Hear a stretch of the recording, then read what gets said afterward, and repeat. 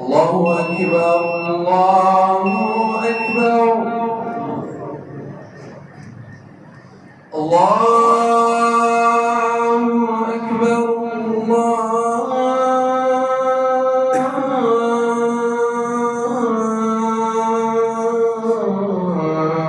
الله أكبر أشهد أن لا إله إلا الله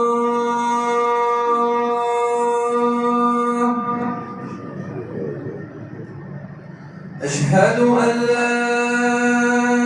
إله إلا الله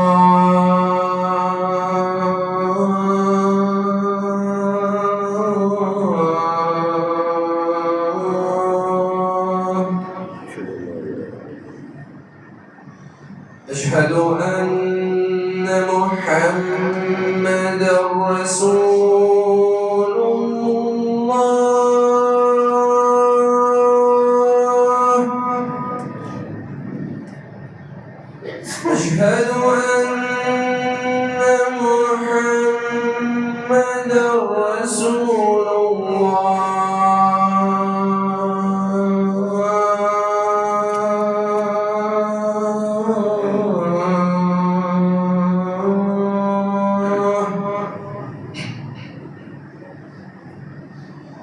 حي على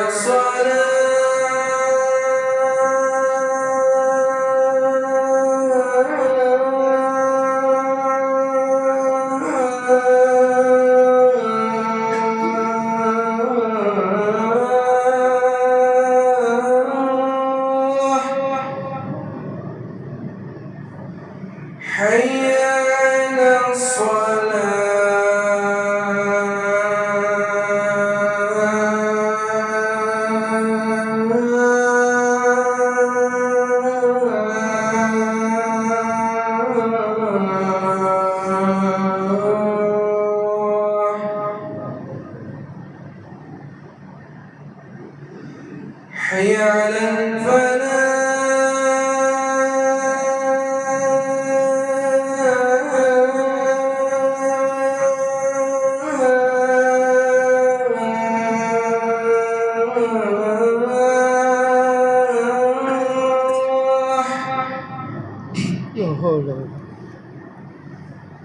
حي على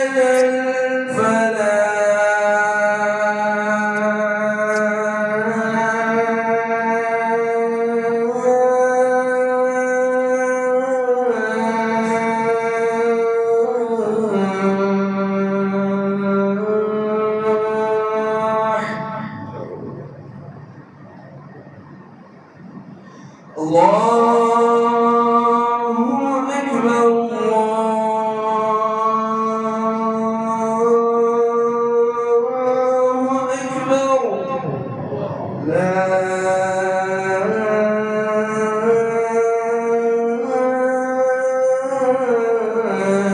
إله إلا الله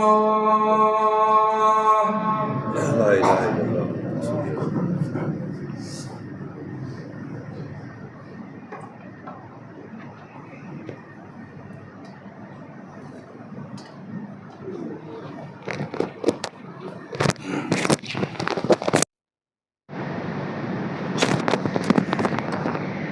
الحمد لله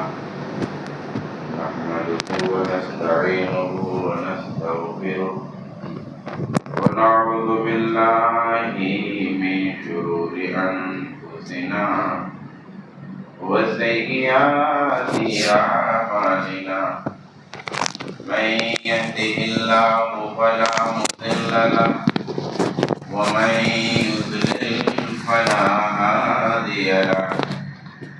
وأشهد أن لا إله إلا الله وحده لا شريك له وأشهد أن محمدا عبده ورسوله يا أيها الذين آمنوا اتقوا الله حق تقاته ولا تموتن إلا ولا تموتن إلا وأنتم مسلمون يا أيها الناس اتقوا ربكم الذي خلقكم من نفس واحدة وخلق منها زوجها وبث منهما رجالا كثيرا ونساء واتقوا الله الذي تساءلون والأرحام إن الله كان عليكم رقيبا يا أيها الذين آمنوا اتقوا الله وقولوا قولا سديدا يصلح لكم أعمالكم ويغفر لكم ذنوبكم ومن يطع الله ورسوله فقد فاز فوزا عظيما أما بعد فإن خير الحديث كتاب الله وخير الهدي هدي محمد صلى الله عليه وآله وسلم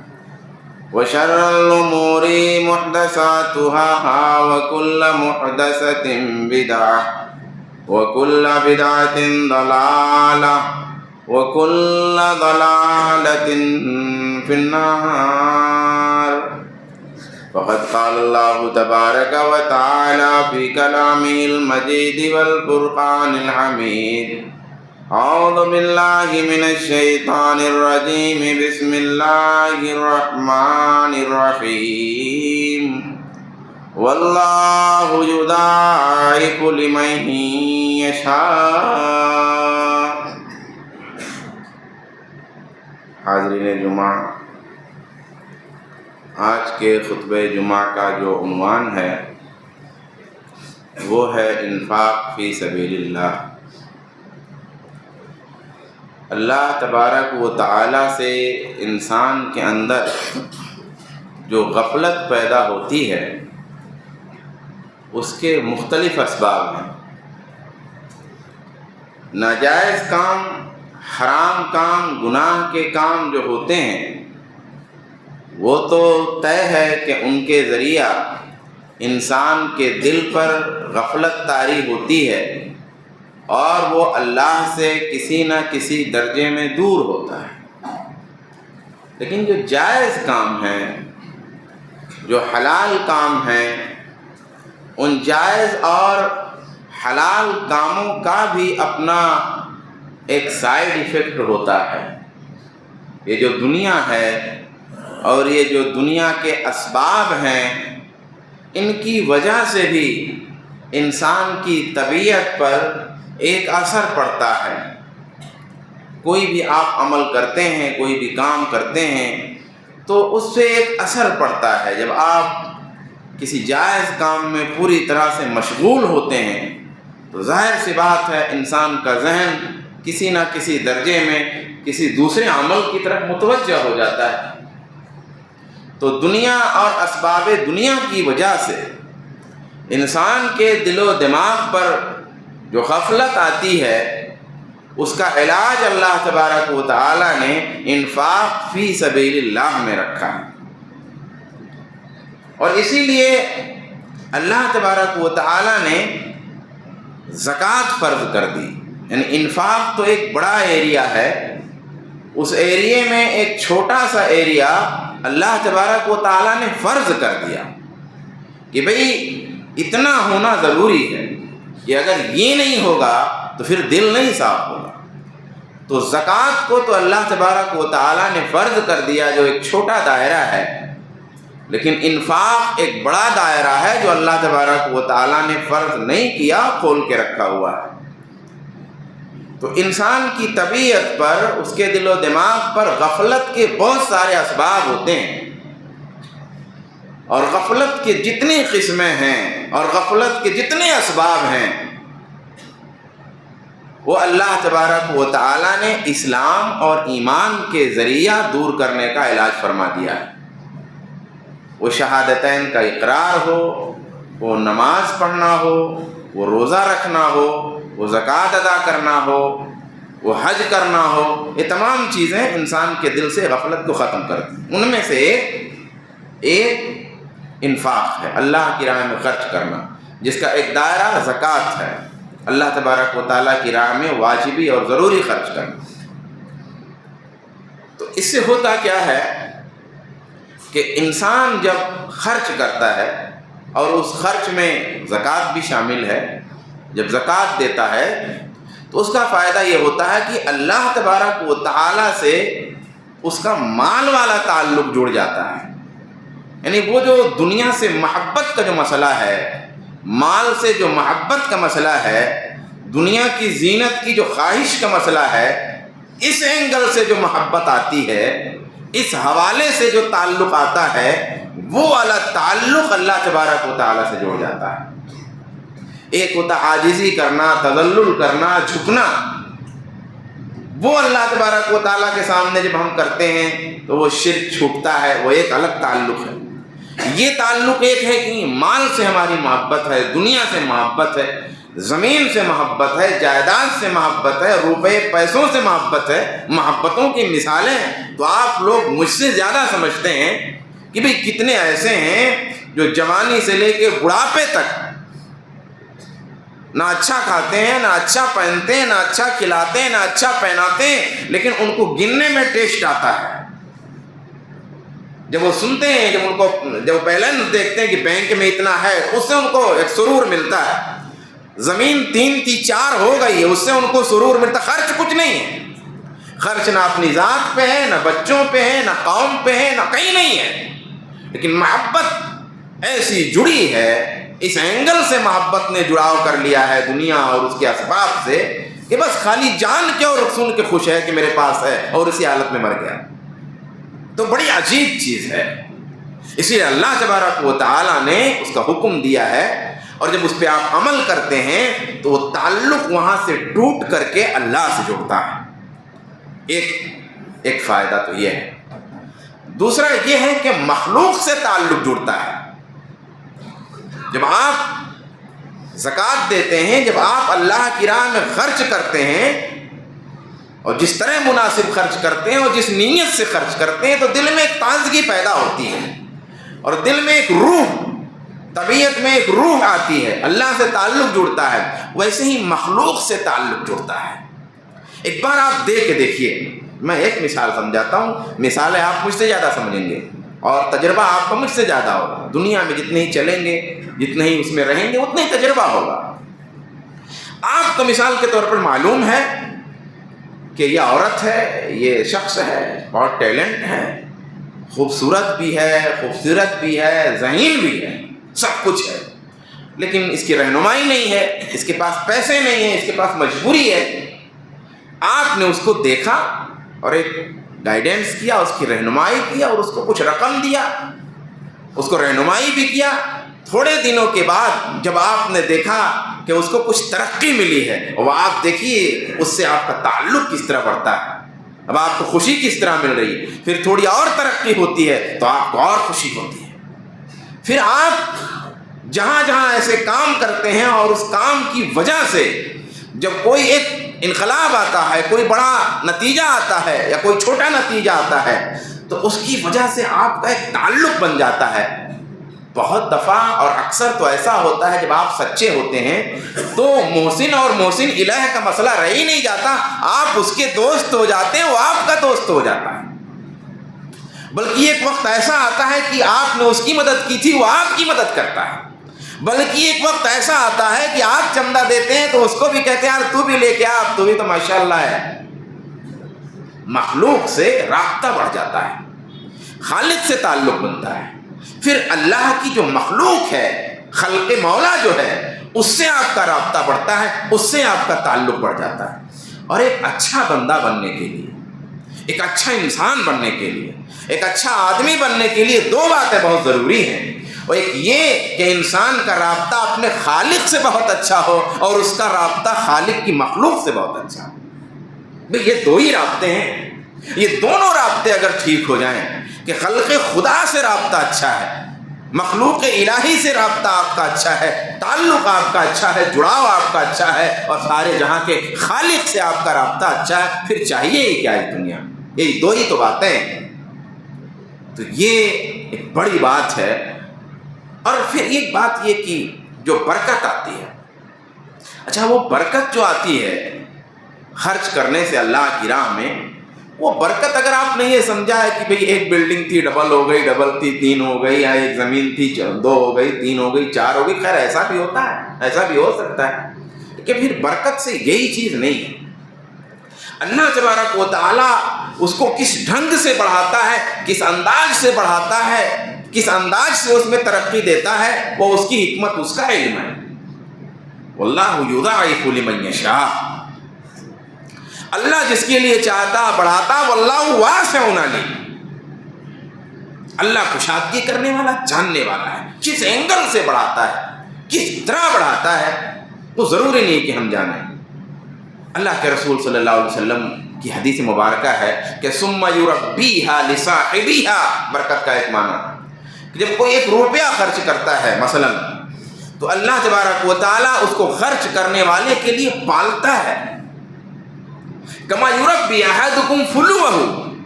جیسے تم میں سے کوئی اپنا بچڑا پالتا ہے، اپنا جانور پالتا ہے، اور وہ پلتے پلتے جوان اور بڑا ہو جاتا ہے، حتی تکون مثل الجبل، یہاں تک کہ وہ سکہ، وہ چند روپے، وہ کچھ خرچ کرنا اللہ تبارک و تعالیٰ کے ہاں پہاڑ کی طرح ہو جاتا ہے۔ یہ بھی برکت ہے خرچ کی، یعنی آپ نے خرچ تو تھوڑے ہی سے کیا تھا، لیکن نیت سچی تھی، ارادہ سچا تھا، عمل آپ کا اچھا تھا، تو اس کے نتیجے میں اللہ تبارک و تعالیٰ کی برکت یہ ہوئی کہ اللہ نے اس کو بڑھا کر کے بہت بڑا کر دیا۔ اسی طریقے سے جب آپ خرچ کرتے ہیں تو تمدن کی ترقی میں آپ کا حصہ لگ جاتا ہے۔ مثال کے طور پہ آج آپ نے خرچ کیا، کوئی مدرسہ ہے، اب مدرسہ آپ کے گاؤں کے بغل میں ہے، اب برکتیں دیکھیے۔ اب تلولی گاؤں مثال کے طور پر اب کون نہیں جانتا ہے بھائی، جو لاسٹ میں لگا ہوتا ہے مرکز امام بخاری کے بعد تلولی، تو اب تلولی تو ملک کے کونے کونے میں جانا جانے لگا، کونے کونے میں۔ ایک گاؤں ہے، مثلا اس کی ایک برکت، اس خرچ کی ایک برکت، اس معاونت کی ایک برکت کہ اب اس ادارے کے وسیلے سے اس گاؤں کو بھی ملک کے بہت سارے کتابوں پہ پرنٹ ہے، اخبارات پہ پرنٹ ہے، رسائل پہ پرنٹ ہے، جرائد پہ پرنٹ ہے، سوشل میڈیا پہ پرنٹ ہے، بعض دفعہ بعض چھوٹی موٹی چینلوں پر بھی۔ تو اس طریقے سے ایک برکت، ایک تعارف، حسن تعارف، بھئی اچھا تعارف یہ اچھی بات ہے، اچھا تعارف اچھی بات ہے، یعنی کسی کا اچھا تعارف ہو، کسی کی مثبت شہرت ہو، اچھی شہرت ہو، یہ کوئی بری بات نہیں ہے۔ تو ایک شہرت ایک اچھی چیز، تمدن کی ترقی میں حصہ لگنا، یعنی اب آپ نے خرچ کیا، آپ نے اس میں کچھ لگایا، اور آپ کے خرچ کرنے اور لگانے کی وجہ سے کسی شہر میں صفائی کا ماحول پیدا ہو گیا، کسی علاقے میں تعلیم کا ایک ماحول پیدا ہو گیا،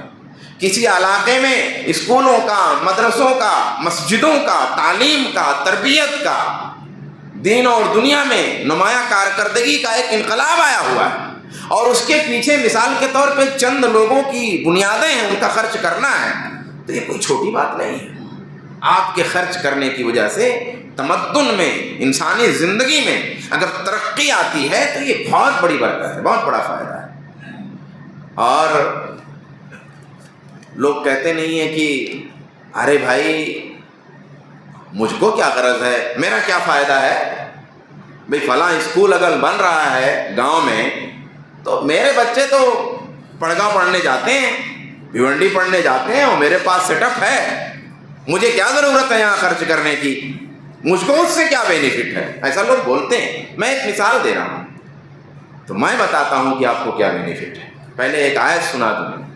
اللہ تبارک و تعالیٰ کا فرمان، تاکہ یہ طے ہو جائے کہ بینیفٹ ہے، فائدہ ہے، اور آپ ہی کا ہے۔ اللہ تعالیٰ نے فرمایا وَمَا تُنْفِقُوا مِنْ خَيْرٍ فَلِأَنفُسِكُمْ وَمَا تُنْفِقُونَ إِلَّا ابْتِغَاءَ وَجْهِ اللَّهِ وما تنفقون من خیر یوفى الیکم وانتم لا تظلمون۔ فرمایا جو بھی تم بھلائیاں خرچ کرتے، جو بھی تم خیر خرچ کرتے، فَلِأَنفُسِكُمْ تمہارے اپنے جانوں کے لیے ہے، تمہارے اپنے فائدے کے لیے ہے۔ وَمَا تُنْفِقُونَ إِلَّا ابْتِغَاءَ وَجْهِ اللَّهِ تم جو بھی خرچ کرتے ہو اللہ کی خوشنودی کے لیے۔ وَمَا تُنْفِقُونَ مِنْ خَيْرٍ يُوَفَّى إِلَيْكُمْ جو بھی تم خرچ کرتے ہو اس کا پورا پورا تمہیں ملے گا۔ وَأَنْتُمْ لَا تُظْلَمُونَ کوئی کمی نہیں کی جائے گی۔ تو کہا جو تم لوگ خیر خرچ کرتے ہو، مال کو کیا کہا یہاں خیر من مال ہے، یعنی مال کوئی بری چیز نہیں ہے، میں نے کسی پہلو سے کبھی بتایا ہوگا، تو یہاں مال کو خیر کہا گیا ہے۔ کہا جو مال تم خرچ کرتے ہو، جو خیر تم خرچ کرتے ہو وہ تمہارے اپنے لیے ہے۔ اب تمہارے اپنے لیے آخرت کے لیے ہے سو ہے، اس میں تو کوئی کلام ہی نہیں ہے، اس میں تو کوئی شک ہی نہیں ہے، دنیا میں بھی ہے۔ میں ایک مثال دیتا ہوں، آپ کے بچے پڑھائی کرتے ہیں اور آپ کی اپنی بچوں کی اپنی تربیت بہت اچھی ہے، آپ کے اپنے گھر کی تربیت بہت اچھی ہے، خیر یہ تعریف کی بات ہے، اچھی بات ہے، آپ اپنے بچوں کی تربیت اچھی کر رہے ہیں تو یہ اچھی بات ہے، اور آپ کے بچے تعلیم لے رہے ہیں یہ بھی اچھی بات ہے، ان کی اچھی مصروفیت ہے، بہت اچھی بات ہے، یہ تو بہت تعریف کی چیز ہے۔ لیکن اب اگر آپ کہہ رہے ہیں کہ مجھے کیا غرض ہے، میرا کیا فائدہ، میرا تو سب سیٹ اپ ہے، میں بتاتا ہوں آپ کو، میں کہوں آپ سے کہ آپ کا بچہ گاؤں میں، شہر میں، دیہات میں، علاقے میں کہیں بھی جب گھر سے نکلے گا، بچی نکلے گی تو کان میں روئی ڈال کے تو نہیں نکلے گی کہ روئی ڈال کے نکلے گی، بھئی آوازیں تو آئیں گی۔ اب اگر کھیلتے ہوئے بچے گالیاں دیں گے تو وہ گالی کی آواز بچے اور بچے کے کان میں آئے گی، آنکھوں پہ پٹی باندھ کے تو نہیں اپنے بچوں کو اور بچیوں کو آپ لے کے نکل سکتے، بھئی گھر کے باہر تو نکلنا، کوئی رسی باندھ کے تو گھر میں رکھنا نہیں ہے، تو پھر وہ مناظر دیکھیں گے کہ نہیں دیکھیں گے؟ پھر ان کو اللہ نے جو شعور دیا ہے، جو دماغ دیا ہے، جو برائیاں ہو رہی ہیں، جو بچے تعلیم کے بجائے کسی اور چیز میں مشغول ہیں، اچھائی کے بجائے برائی کر رہے ہیں، تو اس کا ایفیکٹ، اس کا برا اثر آپ کے بچوں پر اور بچیوں پہ پڑنا ہے کہ نہیں پڑنا ہے؟ پڑنا ہے۔ آپ کہہ رہے ہیں کہ میرا کیا نقصان ہے؟ بھئی سماج اگر اچھا رہے گا تو آپ نے جو گھر میں تربیت کی ہے وہ باقی رہے گی، شہر اگر اچھا ہے تو آپ نے اپنے بچوں کو پڑھائی پہ جو لگایا ہے اس میں مزید ترقی ہوگی۔ لیکن اگر آپ نے یہ سوچا ہے کہ نہیں میرا کوئی نقصان نہیں، میرا کوئی فائدہ نہیں، تو یہ غلط ہے۔ اور اگر آپ کہتے ہیں کہ مجھے کیا، تو میں کہتا ہوں کہ آپ شہر سے، گاؤں سے ہٹ کے جائیے، کسی پہاڑی پہ گھر بنا لیجئے، پھر اگر آپ کا کوئی فائدہ نہیں، آپ نے کیوں گاؤں کا